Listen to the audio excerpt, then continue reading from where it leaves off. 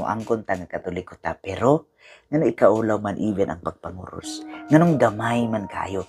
Or di ba kahapon mukaon sa restaurant, uban sa mga friends, ihulog pa daw ang kutsara sila sa lamesa, nyaot didto pa manguros. Nganong ikaulaw ang pagpanguros? That is a big question alang ka nato ng mga Katoliko. Unsa kaha? No alang kanimo ang imong pagtuo, even ang pagpanguros. Nganong pino? Nganong ikauwaw? That signifies our faith. Kung ang atong pagtuo dako, dako nato ang atong pagpanguros in the name of the Father, ng the Son, and of the Holy Spirit.